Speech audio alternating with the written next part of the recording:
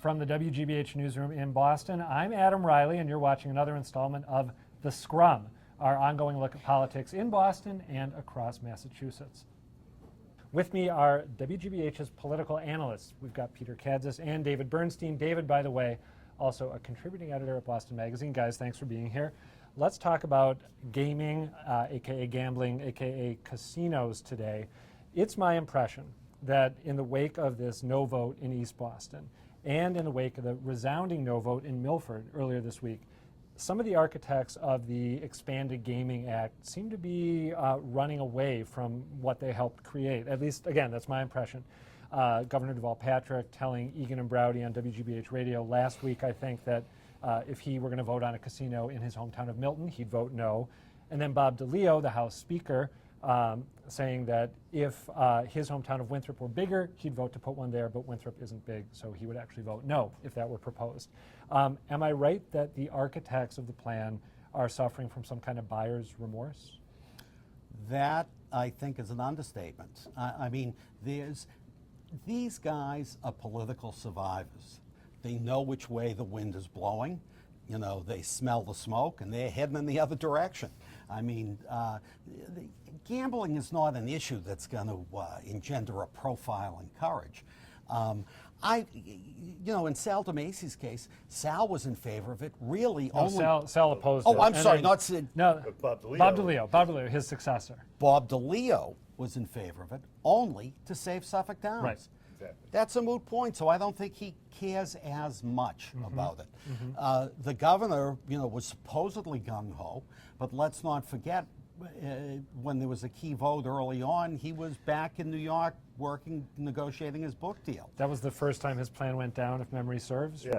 Yeah, and times do change, but this was always sort of the case with the gaming thing, that it depended on who was pushing it, and whether DeMacy was speaker or DeLeo speaker, and all the arguments for and against were sort of just arguments being made, and it was always understood that the state wanted it, more or less, or people in the state, important people in the state wanted it, but that individual towns were going to have a problem with it, but some towns would want it for various reasons, and I think that that's turning out to be the case. You sound like the governor here, just saying the law is working the way it's supposed to work.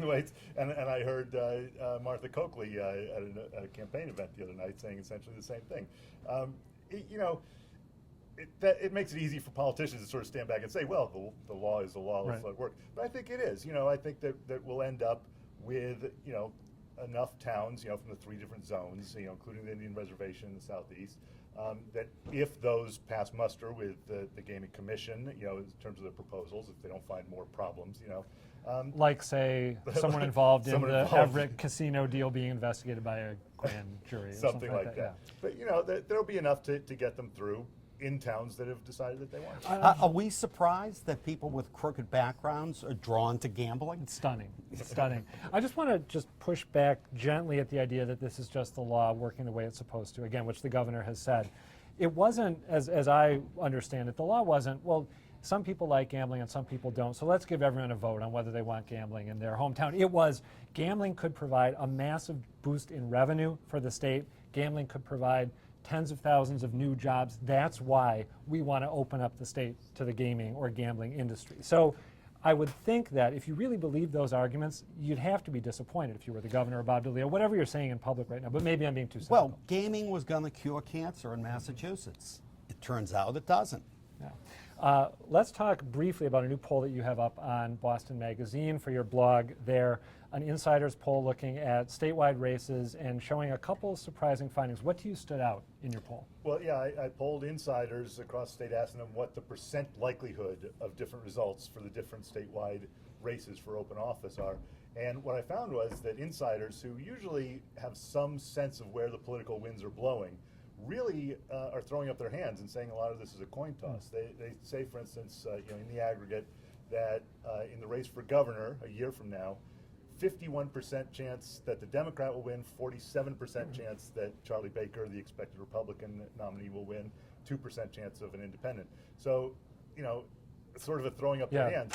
And for the Democratic primary for governor, where, early polling certainly suggests that Martha Coakley is in a dominant position for that, They put her as the most likely, but they have her at a 44% likelihood. Steve Grossman at a 34% likelihood, and the others will have to. I would love to know if you had polled before that story hit about Coakley's campaign finance troubles. I'd love to know how those numbers would have shaken out. I think that has an effect. Not a lot of people cited it specifically in their comments, but I think that the concern that insiders have is, can Coakley prove that she can run a really great campaign this time? And things like this that suggest otherwise, I don't think it's a game changer, but it sort of keeps those fires, Worth mentioning too, just really quickly in closing, that as the AG Coakley has said that the casino ballot initiative to reject it statewide or repeal the law statewide doesn't pass constitutional muster. That's being appealed, so she could be sort of an enemy for anti-casino forces if things continue to go in the direction that you've said they're going in. She could be a villain, and Charlie Baker could potentially be a hero, since he said early on, let's start with one, see how it goes. So, last word for you. Just that this news that there may be 2 independents running is going to be good news for the Democrats. Unequivocally? Not almost unequivocally. Almost unequivocally. All right. especially if they're well funded, which they could very well be. All right. David Bernstein, Peter Kadzis, as always, thank you for being here. Thank you for watching the Scrum yet again. I'm Adam Reilly, and we'll see you again soon.